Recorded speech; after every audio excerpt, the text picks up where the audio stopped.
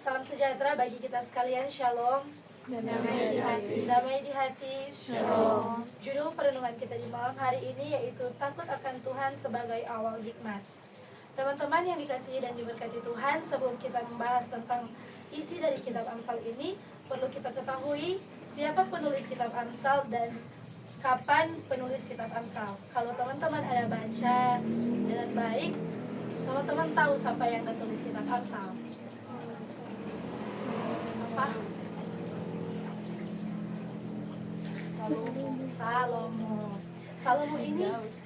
Salomo ini berbapak siapa so? Daud.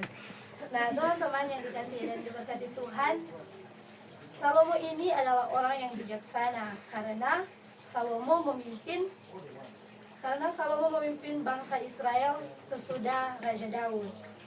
Nah, salah satu momen yang paling terkenal dalam kehidupan Salomo adalah ketika Tuhan Yesus meminta Salomo bilang apa yang Ana mau for Tuhan mau kasih pangana. Dan teman-teman tahu apa yang Salomo minta? Dia minta hikmat. Kalau dari teman-teman, kalau misalnya Tuhan tanya toh apa yang mau meminta Kristen? Misalnya Tuhan tanya, Kristen apa soal Ana mau minta dari Tuhan? Kristen menjawab apa?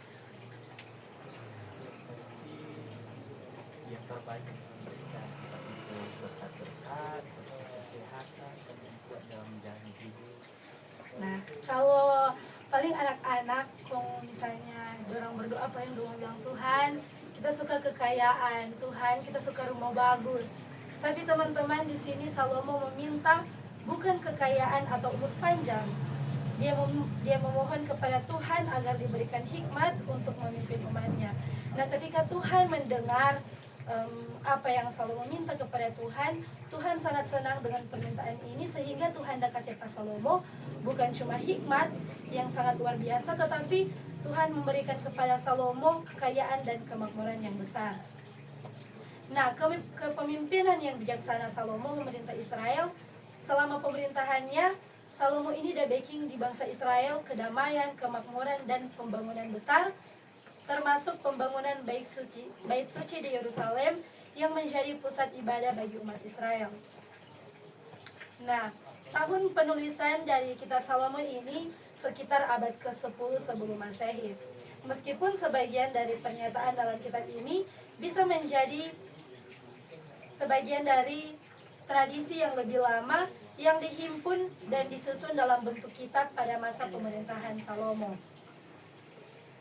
Pada masa penulisan kitab Amsal, Israel adalah sebuah kerajaan yang berada di daerah Timur Tengah, terletak di sepanjang pesisir timur Laut Mediterania di antara Laut Galilea di utara dan Laut Mati di selatan. Pada waktu itu, kerajaan Israel dan kerajaan Yehuda hidup dalam kondisi politik yang relatif stabil, meskipun kerajaannya lebih sering mengalami peperangan dan ketegangan politik. Ketegangan politik dengan bangsa-bangsa sekitar seperti Mesir, Asyur, dan Babilonia. Budaya pada masa itu sangat dipengaruhi oleh kehidupan agraris, perdagangan, serta peran kuat keluarga dan komunitas. Nah, walaupun kitab Amsal adalah bagian dari Perjanjian Lama, namun ajaran-ajaran dalam Amsal memiliki hubungan erat dengan ajaran dalam Perjanjian Baru, terutama yang berkaitan dengan kebijaksanaan dan cara hidup yang benar. Di dalam Perjanjian Baru, Yesus Kristus mengajarkan banyak prinsip yang selaras dengan ajaran hikmat yang terkandung dalam Amsal, terutama mengenai cinta kasih, hidup dalam kebenaran, dan menjaga hubungan yang baik dengan sesama. Dalam Amsal 4 ayat 7, Amsal mengajarkan pentingnya kebijaksanaan dalam kehidupan sehari-hari, sedangkan dalam Matius pasal 7 ayat 24-27 yang mirip dengan pengajaran Yesus Kristus mengenai kebijaksanaan yang datang dari Tuhan. Kakak-kakak komisi, teman-teman koordinator, dan adik-adik remaja yang dikasihi dan diberkati Tuhan, saat ini kita hidup dalam dunia yang penuh dengan pilihan dan tantangan, bahkan keputusan yang harus kita buat dalam setiap hari. Kita sering bingung atau ragu dalam menentukan keputusan yang benar. Namun, tahukah teman-teman sekalian, dalam Alkitab, khususnya dalam kitab Amsal, kita dapat menemukan hikmat yang sangat luar biasa. Saat ini orang akan bahas bersama-sama tentang hikmat yang ada di dalam Amsal. Amsal pasal 4 ayat 7 mengatakan, hikmat itu adalah yang utama, sebab itu perolehlah hikmat, dan dengan segala yang kau perolehlah pengertian. Hikmat di sini bukan pengetahuan tetapi kemampuan untuk hidup dengan benar, mengambil keputusan yang bijaksana, dan memperlakukan orang lain dengan penuh kasih. Kita sebagai remaja seringkali berada dalam fase hidup yang dimana banyak pilihan dan keputusan datang setiap hari. Kalau teman-teman sekarang masih sekolah, kadang orang berpikir orang masa depan mau bagaimana, bingung atau mau ambil keputusan, mau kuliah atau mau kerja, mau bagaimana orang selanjutnya. Itu pilihan yang sangat berat for orang. Nah, namun dalam orang pilihan itu orang harus mengutamakan hikmat, akan membantu dan mengutamakan hikmat. Hikmat itu akan membantu adik-adik remaja untuk memilih jalan yang benar sesuai dengan kehendak Tuhan. Amsal 1 ayat 7 berkata, takut akan Tuhan adalah permulaan pengetahuan, tetapi orang bodoh menghina hikmat dan didikan. Kita sebagai remaja seringkali dihadapkan dengan tekanan teman sebaya yang bisa membawa kita ke arah yang salah. Contohnya pada orang kehidupan sehari-hari, banyak yang orang lihat sekarang anak-anak yang hamil di luar nikah. Orang tidak bisa pungkiri toh, karena memang sekarang kebanyakan terjadi begitu. Melakukan, orang terjerumus dalam dosa, melakukan hal-hal yang tidak Tuhan suka. Banyak anak-anak sekarang barokok di depan orang yang lebih tua dari orang. Orang so tidak takut dong kalau mau bilang. Orang pikir itu kok gaul dong. Nah, penting bagi kita untuk membedakan mana yang benar dan mana yang salah. Jangan pernah takut untuk berkata tidak pada hal-hal yang tidak sesuai dengan nilai-nilai yang kita imani. Amsal pasal 13 ayat 20 mengatakan, siapa bergaul dengan orang bijak menjadi bijak, tetapi siapa berteman dengan orang bebal menjadi malang. Teman-teman, kita memiliki pengaruh yang sangat besar. Kita bergaul dengan orang-orang yang bijaksana dan takut akan Tuhan, maka kita juga akan terpengaruh untuk menjadi bijaksana. Namun, jika kita bergaul dengan orang-orang yang tidak takut akan Tuhan, atau hidupnya penuh dengan kebodohan, kita pun bisa terjatuh dalam kebodohan yang sama.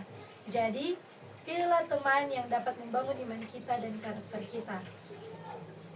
Amsal pasal 4 ayat 23 mengatakan, jagalah hatimu dengan segala kewaspadaan, karena dari situlah terpancar kehidupan. Teman-teman, apa yang kita pikirkan dan apa yang ada di dalam hati kita, itu akan tercermin dalam tindakan kita. Contohnya, teman-teman pernah tahu cerita ada yang daba pancuri di warung yang di atas dang. Itu kan anak-anak kecil toh. Itu teman-teman dorang so pikir, itu so ada pada orang pikiran dan so ada dalam dorang hati.